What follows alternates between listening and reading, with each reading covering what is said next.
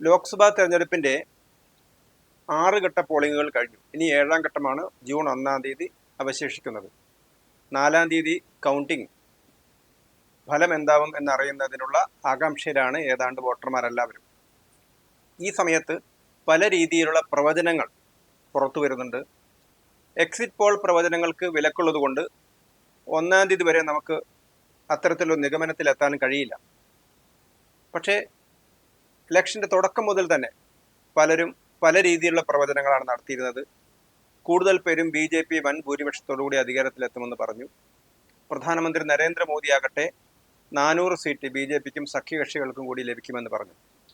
ഇതിനിടയിൽ 1-2 ഘട്ട പോളിംഗിനിടയിൽ കാര്യമായ പോളിംഗ് ശതമാനം 1-2 ഘട്ട വോട്ടിങ്ങിൽ പോളിംഗ് ശതമാനം കുറവായിരുന്നു എന്നുള്ളത് കൊണ്ട് തന്നെ പല രീതിയിലുള്ള നിഗമനങ്ങളും പല വാർത്താ മാധ്യമങ്ങളും പ്രതിപക്ഷ പാർട്ടികളും ഒക്കെ തന്നെ എത്തിയിരുന്നു. അതിലൊന്ന്, പോളിംഗ് കുറഞ്ഞത് BJPയെ പ്രതികൂലമായി ബാധിക്കും. കാരണം 2014-ലും 2019-ലും വൻതോതിലുള്ള പോളിംഗ് ശതമാനത്തിലുള്ളൊരു ഉയർച്ചയാണ് ഉണ്ടായിരുന്നത്.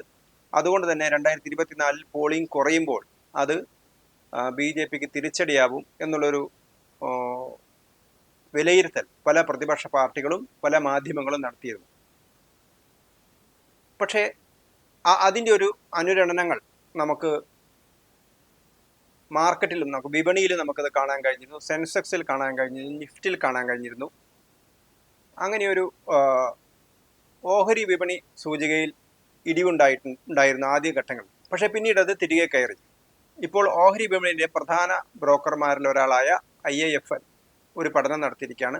അവർ നടത്തിയിരിക്കുന്ന പഠനത്തിൻ്റെ അടിസ്ഥാനത്തിൽ BJPക്ക് 320 സീറ്റ് എന്തായാലും ലഭിക്കുമെന്നാണ് അവർ പറയുന്നത്. അതിന് ഈ സംസ്ഥാന തലത്തിൽ അല്ലെങ്കിൽ ലോക്സഭാ മണ്ഡല തലത്തിൽ നടത്തിയ വിശദമായ പഠനത്തിന് ശേഷമാണ് അവരൊരു കാൽക്കുലേഷനിൽ എത്തിയിരിക്കുന്നത്. പക്ഷെ അവർ പല നിഗമനങ്ങളും പറയുന്നുണ്ട് അതിന്. കാരണം കഴിഞ്ഞ ലോക്സഭാ തെരഞ്ഞെടുപ്പിൽ 240 സീറ്റുകളിൽ 542 സീറ്റ് 240 സീറ്റുകൾ BJP വിജയിച്ചത് 50% വോട്ട് നേടിക്കൊണ്ടാണ്. അതായത് എതിരാളികളും BJPയും തമ്മിലുള്ള വ്യത്യാസം വലിയ വ്യത്യാസമാണ്. അങ്ങനെ 240 സീറ്റുകളിൽ 50% വ്യത്യാസം ഉണ്ടായിരിക്കുന്ന സമയത്ത് പോളിംഗ് ശതമാനത്തിലോ അല്ലെങ്കിൽ വോട്ടിങ്ങിന്റെ പാറ്റേണിലോ ചെറിയ തോതിലുള്ള മാറ്റങ്ങളൊന്നും തന്നെ അതിന്റെ ഔട്ട്കത്തെ ബാധിക്കില്ല എന്നുള്ളതാണ് ഒരു പൊതുവായ വിലയിരുത്തൽ. പിന്നെ മറ്റു പല സാഹചര്യങ്ങളും, പ്രത്യേകിച്ച് യു പിയെ സംബന്ധിച്ചിടത്തോളം BJPക്ക് 2014-ൽ 71 സഖ്യകക്ഷികൾക്ക് 2 സീറ്റും കിട്ടിയിരുന്നു. 2019-ലെ 62-2 കുറഞ്ഞു. പക്ഷേ കഴിഞ്ഞ തവണ ഉണ്ടായിരുന്നൊരു വ്യത്യാസം, കഴിഞ്ഞ തവണ UPയിലെ പ്രധാനപ്പെട്ട പ്രതിപക്ഷ കക്ഷികളായ പാർട്ടികളായ BSPയും SPയും ഒരുമിച്ചാണ് മത്സരിച്ചിരുന്നത്. ഇത്തവണ അതല്ല സ്ഥിതി. ഇത്തവണ SPയുടെ കൂടെ സഖ്യകക്ഷിയായി കോൺഗ്രസ് മാത്രമേ ഉള്ളൂ. അതുകൊണ്ട് തന്നെ BJPക്ക് പരമാവധി സീറ്റുകൾ നേടാൻ പറ്റുമെന്നും ചുരുങ്ങിയത് 10 സീറ്റ് കഴിഞ്ഞ തവണത്തേക്കാൾ അധികം കിട്ടുമെന്നാണ് ഒരു കാൽക്കുലേഷൻ ഉള്ളത്.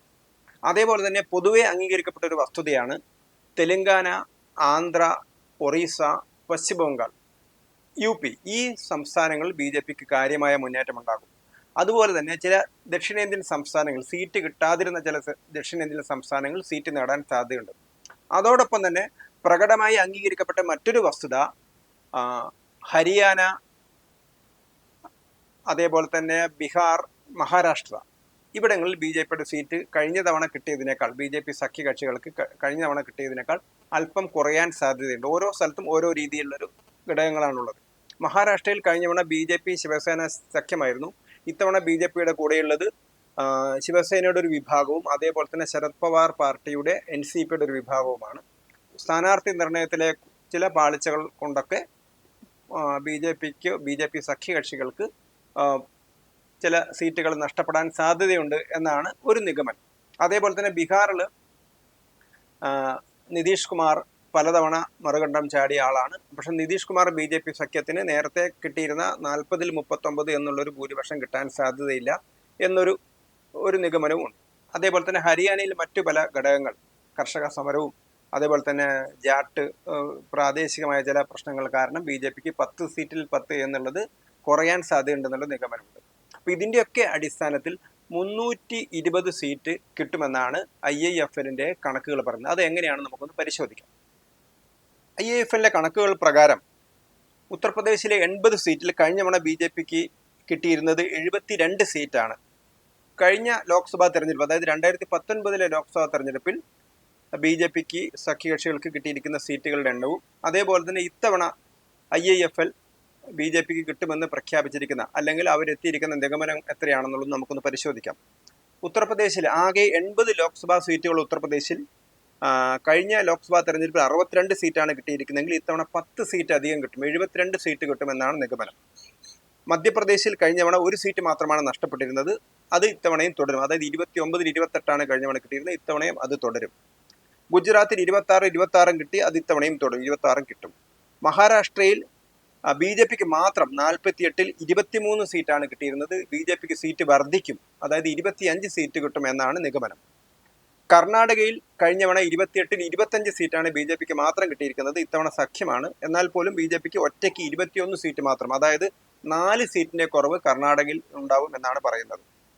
പശ്ചിമ ബംഗാളിൽ 42-ൽ കഴിഞ്ഞ തവണ BJPക്ക് 18 സീറ്റും തൃണമൂൽ കോൺഗ്രസിന് 22 സീറ്റും കോൺഗ്രസിന് 2 സീറ്റുമാണ് കിട്ടിയിരുന്നത്. BJPയുടെ 18 സീറ്റ് ഇത്തവണ വർദ്ധിച്ച് 23-ലെത്തും, അതായത് 5 സീറ്റിന്റെ വർധനവാണ് പശ്ചിമ ബംഗാളിൽ അവർ BJPക്ക് വേണ്ടിയിട്ട് കണക്കാക്കുന്നത്.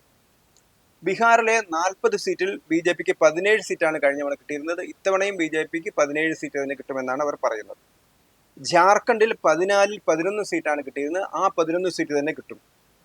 ആസാമിൽ 14 സീറ്റിൽ 9 സീറ്റാണ് കിട്ടിയിരുന്നത്, അത് തന്നെ കിട്ടും. ഹരിയാനയിൽ 10-ൽ 10 കിട്ടിയിരുന്നു, പക്ഷേ ഇത്തവണ 6 സീറ്റ് മാത്രമേ കിട്ടൂ, 4 സീറ്റിന്റെ കുറവുണ്ടാകും. ഛത്തീസ്ഗഡിൽ 11-ൽ 9 സീറ്റാണ് കിട്ടിയിരുന്നത്, ആ 9ഉം നിലനിർത്തും. ഡൽഹിയിൽ 7 സീറ്റിൽ 7ഉം നിലനിർത്തും. ഉത്തരാഖണ്ഡിൽ ജയിച്ചിരുന്ന 5-ൽ 5 ജയിച്ചിരുന്നു, അത് 5ഉം നിലനിർത്തും. ഹിമാചൽ പ്രദേശിലെ 4-ൽ 4ഉം നിലനിർത്തും. തെലങ്കാനയിൽ കഴിഞ്ഞ തവണ 17 സീറ്റിൽ BJP 4 സീറ്റിൽ വിജയിച്ചിരുന്നു, ഇത്തവണ അത് 7 മാറും, അതായത് 3 സീറ്റിന്റെ വർധനവാണ് IIFL BJPക്ക് നൽകുന്നത്. ജമ്മു ആൻഡ് കാശ്മീരിൽ 6-ൽ 3, ഇത്തവണയും അതേ 3 തന്നെ. ആന്ധ്രാപ്രദേശിൽ കഴിഞ്ഞ തവണ BJPക്ക് സീറ്റൊന്നും ഉണ്ടായിരുന്നില്ല, പക്ഷേ ഇത്തവണ 25 സീറ്റിൽ സീറ്റൊന്നും ഉണ്ടായിരുന്നില്ല, ഇത്തവണ 3 സീറ്റ് BJPക്ക് ലഭിക്കും എന്നാണ് പറയുന്നത്. ഇത് BJPയുടെ മാത്രം സീറ്റാണ്. അരുണാചൽ പ്രദേശിൽ 2-ൽ 2 കിട്ടിയിരുന്നു, അത് 2ഉം കിട്ടും. പഞ്ചാബിൽ 13-ൽ 2 കിട്ടിയിരുന്നു, അത് 2ഉം കിട്ടും. ഗോവയിൽ 2-ൽ 1 കിട്ടിയിരുന്നു, ആ 1ഉം കിട്ടും. മണിപ്പൂരിൽ 2-ൽ 1 കിട്ടിയിരുന്നത്, അത് കിട്ടാൻ സാധ്യതയില്ല എന്നാണ് പറയുന്നത്. ചണ്ഡീഗറിലെ 1-ൽ 1 കിട്ടിയിരുന്നു, അത് ഇത്തവണയും കിട്ടും. ദമൻ ദ്യൂ 1-ൽ 1. കേരളത്തിൽ 20 സീറ്റിൽ കഴിഞ്ഞ തവണ ഒന്നും കിട്ടിയിരുന്നില്ല, ഇത്തവണയും ഒന്നും കിട്ടില്ല എന്നാണ് IIFL പറയുന്നത്.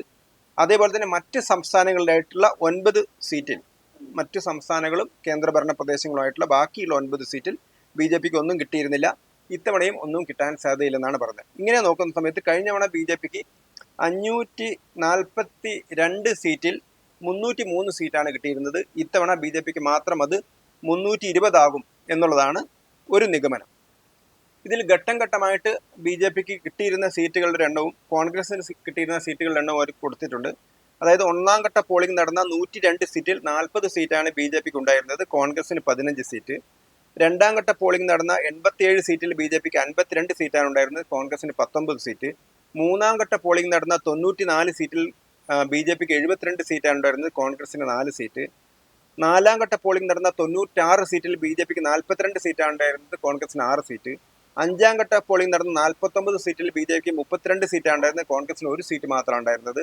ആറാം ഘട്ട പോളിംഗ് നടന്ന 58-ൽ BJPക്ക് 40 സീറ്റ് ഉണ്ടായിരുന്നപ്പോൾ കോൺഗ്രസിന് ഒന്നും ഉണ്ടായിരുന്നില്ല.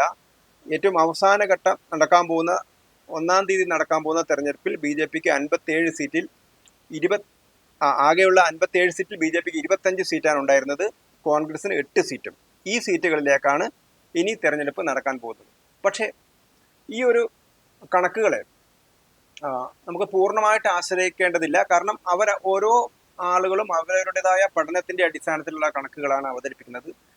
ഇത്തരം കണക്കുകളോട് BJP അധ്യക്ഷൻ മുൻ അധ്യക്ഷനും കേന്ദ്ര ആഭ്യന്തരമന്ത്രിയുമായ അമിത്ഷാ പ്രതികരിച്ചത് എങ്ങനെയാണ്?